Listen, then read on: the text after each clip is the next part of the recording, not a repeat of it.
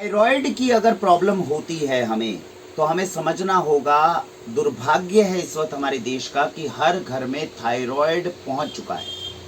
Thyroid की problem है, खासकर महिलाओं को अगर होती है तो 5 समस्याएं हमारे शरीर में उत्पन्न होने वाली हैं। सबसे पहला आपका वजन, किसी भी तरह का हाइपोथायराइड हो, हाइपरथायराइड हो, सबसे पहले आपके वजन के ऊपर इफेक्ट पड़ेगा, वेट गेन होने के चांसेस हैं। दूसरी चीज, शरीर में पूरा दिन थकावट रहेगी, आप काम करना चाहेंगे लेकिन नहीं कर पाएंगे। तीसरी चीज, आपके जो मंथली साइकिल्स हैं, मेंस्ट्रुअल साइकिल्स हैं, उसमें प्रॉब्लम आनी शुरू होगी। चौथी चीज, हेयर लॉस की प्रॉब्लम आपको शुरू होगी। पांचवी चीज, स्लीप डिसऑर्डर, नींद प्रॉपर तरीके से नहीं आएगी।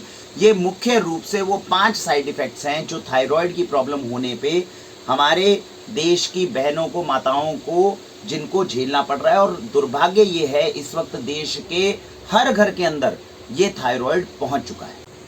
अब ये 5 प्रॉब्लम्स अगर हमें ना हो और थायराइड की फंक्शनिंग, क्योंकि हर घर में पहुंच चुका है, बचाने की कोशिश करनी है, तो सबसे पहले समझते हैं जिन्हें आज समस्या नहीं है। यंग लड़कियों को, यंग लड़कों को जिनको थायराइड की समस्या हो, क्योंकि जैसे मैंने बताया महिलाओं के अंदर ज्यादा हो रही है, तो यंग लड़कियों को, और मैं आपको बताना भूल गया, यंग लड़कियों को अगर थायराइड की प्रॉब्लम हो जाए तो कल को प्रेगनेंसी होने के बाद कंसीव करने में बहुत प्रॉब्लम आएगी, बच्चा होने में बहुत प्रॉब्लम आएगी। तो इसीलिए थायराइड के ऊपर हमें कोशिश करनी है नेचुरल तरीके से उसको कंट्रोल कितना कर सकते हैं। तो पहले समझते हैं जो यंग लड़के हैं जिनको थायराइड की प्रॉब्लम आज नहीं है लेकिन प्रॉबिलिटी ज्यादा है, तो कैसे बच सकते हैं। 4-5 चीजें हैं। हर रोज सुबह, देखिए 2 चीज आपको हमेशा समझनी है 90% रोगों को रोकने के लिए, एक्सरसाइज करना और अच्छा न्यूट्रिशन लेना। जो अच्छा पोषण लेना है और जो अच्छे से एक्सरसाइज कर रहा है, उसके जीवन में 90% से ज्यादा रोग आएंगे ही नहीं। अब इसका करने का तरीका क्या है। जितनी भी यंग बहनें हैं जिनको थायराइड आज नहीं है लेकिन वो चाहते हैं फ्यूचर में ना हो, तुरंत कल सुबह से एक्सरसाइज, योगा, एक्सरसाइज में भी योगा सबसे अच्छा होता है जो घर में आप कर सकते हो। तो ये एक्सरसाइज और योगा अच्छे से हमें करना शुरू करना चाहिए। न्यूट्रिशन, खाने में तो रहा नहीं, चीजों में मिलता नहीं, तो कम से कम व्हीट ग्रास और बार्ले ग्रास, ये ग्रीन ग्रासेस हैं जो हमने अभी रिसेंट वीडियो बताई थी। इस तरह की 6 से ज्यादा ग्रासेस के बारे में आपको बताया था। इनमें से कोई भी चुन सकते हो, लेकिन अगर फिर भी एक चुननी हो तो कम से कम व्हीट ग्रास या बार्ले ग्रास, गेहूं के जवारे या जौ के जवारे, अगर ये ले लेते हैं तो 98 से ज्यादा मिनरल विटामिन हमारी बॉडी में पूरे हो जाते हैं। तो पोषण मिला व्हीट ग्रास और बार्ले ग्रास से। एक्सरसाइज आपको करनी है। 2 चीजें करने मात्र से शरीर में थायराइड होने के चांसेस बहुत कम हो जाएंगे। दूसरी बात, भीगे हुए अखरोट, बाक्षी हमेशा बताती है बादाम, अखरोट, अंजीर और मुनक्का भिगोकर हमें चटनी बनाकर खाना चाहिए। उसमें से अगर केवल अखरोट भी 5 से 6 भीगे हुए हर रोज सुबह खाने लग जाओ तो थायराइड होने के चांसेस बहुत हद तक कम हो जाएंगे। स्टडीज ये बताती हैं, जब इनके ऊपर, चूहों के ऊपर स्टडी की गई तो अखरोट मेडिसिन नहीं है, लेकिन जब इसके साथ स्टडी की गई तो ये देखा गया जिन चूहों में हमने थायराइड ज्यादा दिया था, अखरोट देने से वो थायराइड उनके शरीर से बाहर निकलने लग गया रेक्टल रूट से। तो देखिए हमारे घर के अंदर, किचन के अंदर कितनी चीजें हैं जो थायराइड को बचा सकती है। तो हमने क्या क्या सीखा। हर रोज सुबह एक्सरसाइज करना बहुत जरूरी। दूसरी चीज, व्हीट ग्रास या बार्ले ग्रास, कम से कम ये नहीं तो 8 से 10 तरह की नेचुरल ग्रासेस है, स्पिरुलिना है, केल है, कुछ भी एक चीज जरूर जाए जो विटामिन मिनरल का सोर्स शरीर में पूरा करता रहे, नहीं तो व्हीट ग्रास और बार्ले ग्रास। तो सबसे पहले हमने बोला हमारे पास में भीगे हुए अखरोट जरूर होने चाहिए, एक्सरसाइज, न्यूट्रिशन पूरा होना चाहिए, एक्सरसाइज पूरी होनी चाहिए, व्हीट ग्रास और बार्ले ग्रास का सेवन हर रोज होना चाहिए। ये 3 चीजें अगर हम करते हैं तो थायराइड होने के चांसेस, आगे जाके थायराइड प्रॉब्लम्स होने के चांसेस हमारे शरीर के अंदर कम हो जाते हैं। चौथी चीज जो मैं आपको बताना चाहता हूं, ये कॉमन सेंस से रिलेटेड है। मुझे ये बताइए 70-80 से दशक से पहले हमारी कितनी माताएं बहनें थी देश में जिनको थायराइड की प्रॉब्लम थी? नहीं। लेकिन हमें ये कहा गया कि घेंगा ना हो जाए। घेंगा जो गोइटर था वो तो देश के कुछ ही हिस्सों के अंदर था, ज्यादा हिस्सों में तो नहीं था, लेकिन उसको रोकने के लिए हमारे नमक में आयोडीन डाला गया और ये कहकर डाला गया कि ये आयोडीन आपके थायराइड ग्लैंड को अच्छा रखेगा, जिससे घेंगा या गोइटर होने के चांसेस कम हो जाएंगे। अगर वो आयोडीन वाला नमक हमारे थायराइड ग्लैंड को अच्छा रखता तो आज घर के अंदर हमारे थायराइड ग्लैंड से रिलेटेड प्रॉब्लम हमें क्यों होती। ये कॉमन सेंस की बात है। तो मेरा निवेदन है, जिसको हो सकता है प्रमाणित अभी नहीं किया जा सके, पूरी दुनिया जो है कुछ कहते हैं सीधा नमक खाओ, कुछ कहते हैं नहीं खाओ, मैं आपको ये चीज सोचने के लिए आपके ऊपर डायरेक्शन छोड़ता हूं। मेरी पर्सनल चॉइस ये है कि मैं कल को अपने घर में खाऊंगा तो आयोडीन वाला नमक नहीं, सेंधा नमक ही खाऊंगा, क्योंकि हजारों सालों से मेरे पूर्वज सेंधा नमक खा रहे थे, उनको कभी थायराइड की प्रॉब्लम नहीं रही। तो इसीलिए चौथी चीज आपके लिए ऑप्शनल है। अगर आप सेंधा नमक खाते हैं तो हमारी उम्मीद है कि कल को थायराइड होने के चांसेस कम होंगे। तो भीगा हुआ अखरोट खाना, एक्सरसाइज करना, व्हीट ग्रास या बार्ले ग्रास में से कुछ भी खाली पेट 1 चम्मच पानी में घोलकर पीना और साथ में सेंधा नमक का इस्तेमाल करना, अगर हम ये करते हैं तो हमारे लिए शरीर में थायराइड होने के चांसेस बहुत कम हो जाएंगे। केवल इतना कर लें तो थायराइड होने के चांसेस हमारे शरीर में कम, खर्चा कुछ नहीं।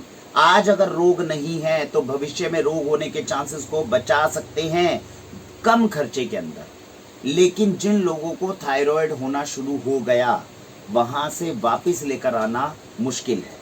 समझते हैं वो लोग, ध्यान से समझे उनकी बॉडी के अंदर क्या प्रॉब्लम चल रहा है, ताकि वो अपनी रिपोर्ट्स को भी पढ़ सके और अपने थायराइड की ग्रेविटी को भी समझ सकें कि प्रॉब्लम हो क्या रही है। ये है पूरा चार्ट, आपके शरीर के अंदर थायराइड की प्रॉब्लम क्या हो रही है इसको हमें पता करना है। ये देखिए, ये हमारा मस्तिष्क है, ये हमारा ब्रेन है। इस ब्रेन के अंदर एक ग्लैंड होता है जिसको अंग्रेजी में बोलते हैं हाइपोथैलेमस। इसी ब्रेन में जो हमारी खोपड़ी है उसके निचले हिस्से के अंदर होता है पिट्यूटरी ग्लैंड। बंद कर दीजिए।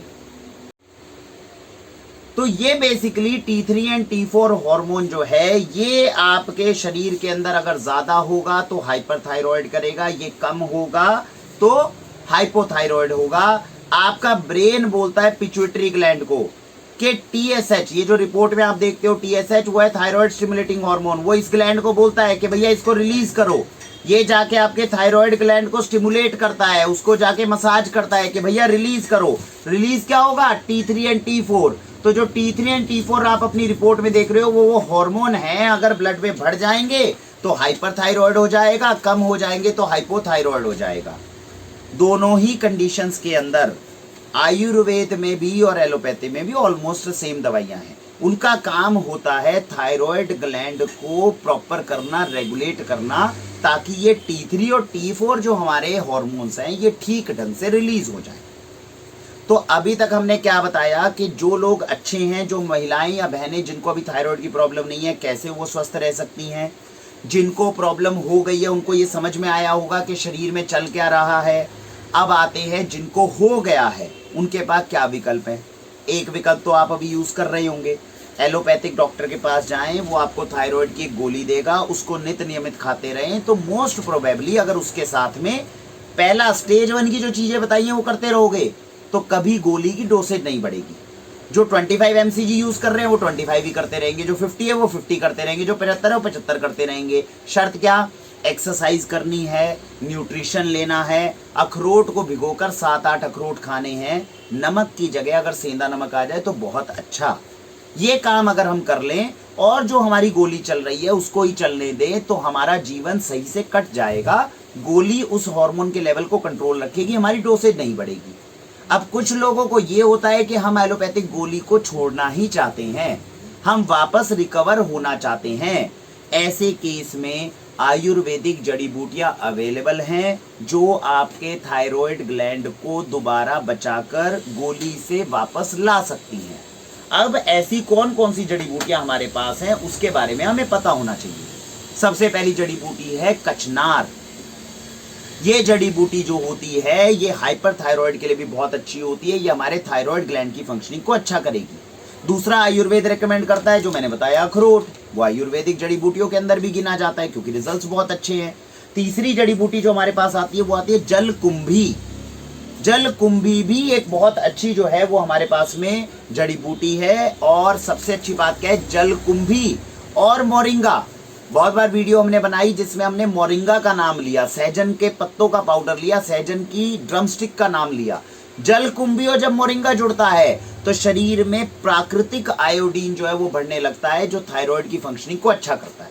तो क्या क्या जड़ी बूटियों के नाम लिए? कचनार का नाम लिया, अभी तक हमने अखरोट का नाम लिया, अब हमने जलकुंभी और मोरिंगा इन दोनों का नाम लिया, जो दोनों अगर लेते हैं तो शरीर के लिए अच्छा होता है। इसके अलावा हमारे पास में जो आती है मंदूक पर्णी और शंख पुष्पी, ये 5 जड़ी बूटियां जो मैंने आपको बताई है, ये थायराइड ग्लैंड की फंक्शनिंग के लिए अच्छी है। पास के ऑर्गेनिक स्टोर में जाके अगर इनका कॉम्बिनेशन हमें मिलता है तो ऐसे कॉम्बिनेशन को लेकर हम आगे बढ़ सकते हैं। और अगर पाउडर्स मिलते हैं या जूसेस मिलते हैं या सिरप्स मिलते हैं, ऐसे को ले सकते हैं। ध्यान ये रखना है कि उसकी जड़ी बूटियां प्योर हों। अगर जड़ी बूटियां अच्छी हैं, प्योर हैं, तो ये अपने रिजल्ट ज़रूर दिखाएगी। इसमें रिस्क वाली कोई इतनी ज़्यादा प्रॉब्लम नहीं होती। हर इंसान जो है इसको ले सकता है। प्रेग्नेंट वीमेंस के लिए रिकमेंडेशन नहीं की जाती, ना एलोपैथी ना आयुर्वेद प्रेगनेंसी के अंदर नहीं इंटरफेयर करता। स्टेज 1 की चीज़ तो हर कोई इस्तेमाल कर सकता है। तो स्टेज 1 मैंने बताया उन लड़कियों के लिए जिनको थायराइड की प्रॉब्लम नहीं है लेकिन भविष्य में ना हो, उसके लिए स्टेज 1 यूज़ करें। उसके बाद में अगर आप स्टेज 2 पर आ चुके हैं तो एलोपैथी की आप अगर मेडिसिन ले रहे हैं तो स्टेज 1 को कंबाइन कर लोगे तो एलोपैथी मेडिसिन की डोज नहीं बढ़ेगी। आप चाहते हो मेरे को मेडिसिन छोड़कर बाहर निकलना है तो आयुर्वेदिक कॉम्बिनेशन का यूज़ करने से थायराइड को कंट्रोल भी किया जा सकता है और ख़त्म भी किया जा सकता है। मुझे उम्मीद है कि थायराइड से जुड़ी हुई जो मेजर चीज़ है उसको हमें समझ में आया होगा।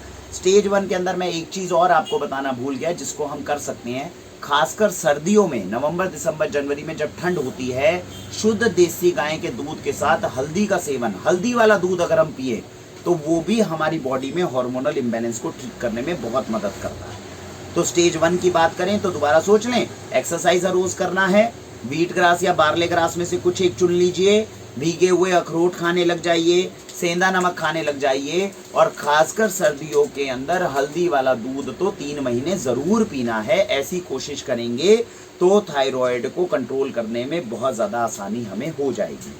इसी उम्मीद के साथ में कि हर घर से हम थायराइड को कम से कम अगर हटा ना पाएँ तो कंट्रोल कर पाएँ, इतना ज़रूर हम करने में कामयाब हो जाएं। इसी आशा के साथ भारत वंदे मातरम।